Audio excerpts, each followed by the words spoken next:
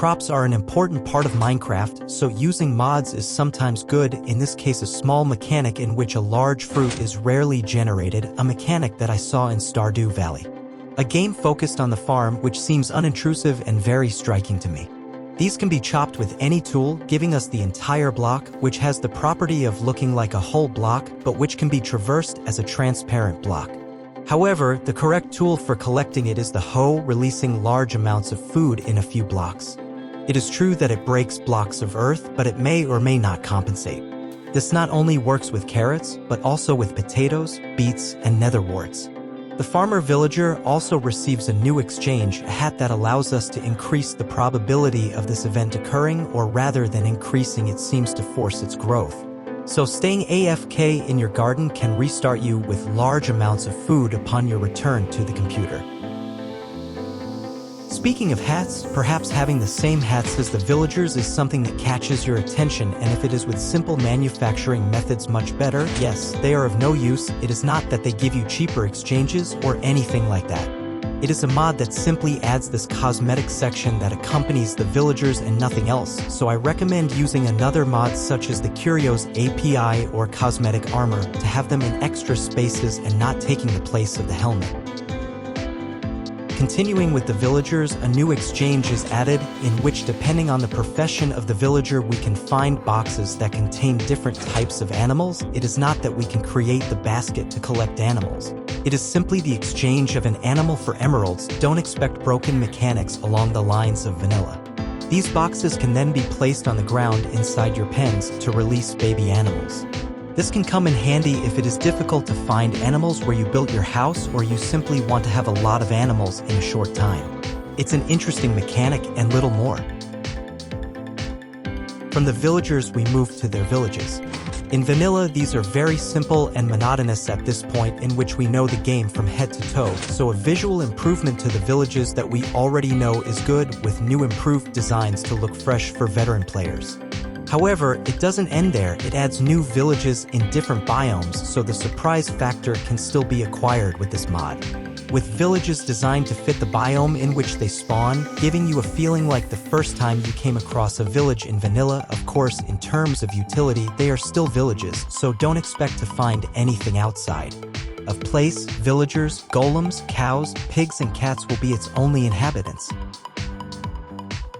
You can't upgrade villagers and leave their enemies behind, so adding a new structure for them is the least you can do. A mini mansion combined with a watchtower and a tower that looks like a witch's. After all, they both make a team. Obviously respecting the style that we already know of the structures of these nemesis of the villagers. Inside we can find enemies improved with new arrows and enemies that are in the game but have not yet been released. The Illusioner. The thing is not only its exterior, but also combines the mines. The villagers built huge bunkers downwards to be able to hide from enemies with the player. Here we can find enclosed allays, but above all with stronger groups of enemies, so if you enter, come prepared. Do not rush into danger without a plan. The villains are not always enemies that should be taken lightly, and here you have an example of that. Ecologist is a mod that improves the appearance of some biomes, such as the beach biome now contains lush coconut trees. Be careful with your head because the adult coconuts can fall on you. Food can come out of coconuts, and by eating them they can remove the effects of potions such as milk. A new creature known as a coconut crab may also emerge, which can drop crab claws, which can be cooked for food or used as scissors. Shells can also be found in them, mainly used to create a sandcastle. This can be used to protect the turtle eggs from zombies. The deserts also have their own thing. At the top of the cacti you can now generate prickly pears, a new food that gives you a small hit of damage when used. In addition to this, there are also abandoned ruins where we will find vases which you can break to obtain some objects as a prize. In versions prior to 1.20 it also adds camels, but in this version it is no longer necessary. Snowy and icy biomes now contain penguins. Penguins spawn in groups, and being near a group of at least 4 penguins grants you a regeneration effect. You can feed them with fish to reproduce them, make new penguins born, and when they reach maturity they can give you their used feathers for a gliding potion. Watch your step in frozen biomes because there are now patches of thin ice scattered around. Jumping on thin ice will cause it to break, causing you to fall into the water. New ice-based building blocks are also added. The plains have new exclusive trees, walnut trees, with their own leaves and wood. Seeds used to feed the squirrels can fall from these walnut trees, making them follow you. Once you gain their trust, they can be used to replant the shoots of any type of tree. Finally, the azalea tree is improved, making it a unique tree with new wood that can be used to make new blocks, replacing the oak wood of the azalea tree that has vanilla, turning it into a completely new tree. The best mini-map option is to use Journey or Zeros, but if you are looking for a much more vanilla option, you can try Map Atlases, which allows us to generate a map book. We have the information on how many maps we have used, the number of maps it contains, and the scale from which we start in manufacturing. We must first increase the number of maps inside, which is done simply by surrounding the book with maps. You can enter as many as you want. These will be used over time and the more we explore. To see the mini-map, it is enough to have the book in our inventory so that we can see it at the top with the coordinates and the biome in which we are. We can extend the map with the M key to be able to explore everything. This also works between dimensions, switching between tabs. However, the Nether cannot be viewed since vanilla maps do not work. We also have this problem if we go to the caves because we will not see lower layers either. For this we can use a plugin called Better Nether Map that you can find in the description. With that we can visualize the nether and the cave layers. A mod for those looking for the most vanilla experience possible.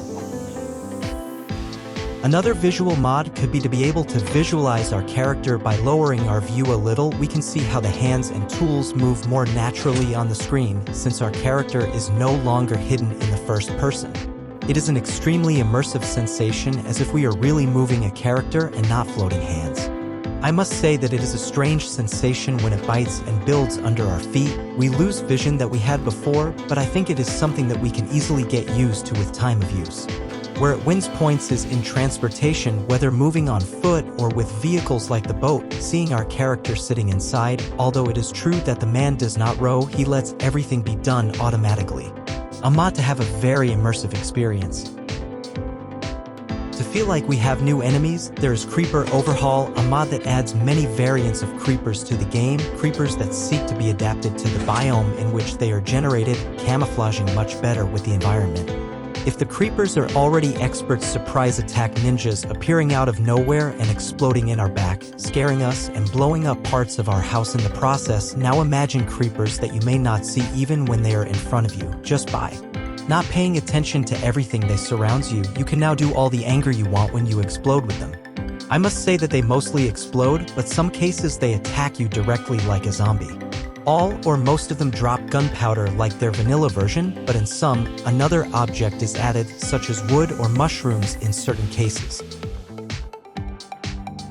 It is true that the previous mod is already very well known. That is why I add a much more recent mod, Enderman Overhaul, a mod with the same idea as the last post, but in this case with Endermans, creatures that can be more civilized, with more flashy or even wearing clothes, which makes them look like thinking beings or that they once did and now only wander with the power of the end.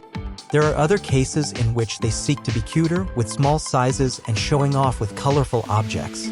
But the most striking are the ones with the scariest appearance, the ones that seek to scare you if you let them. These are obviously in darker and gloomy-looking biomes or directly in the Nether, the most hostile and dangerous dimension of the game, where we know that we can find many Endermans if we search in the right biome. But nothing to do with those we find in the end. For me, my two favorite versions of all, due to their designs or sizes. In any case, it is a mod that seeks to add more dazzling versions of Endermans, each one with its own sounds, models, and animations.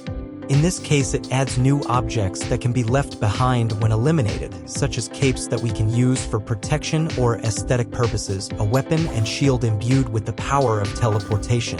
Also new types of ender pearls, which give us effects when used and entering combat, or those with strange uses, since there are some that I don't know what kind of useful use they can be given.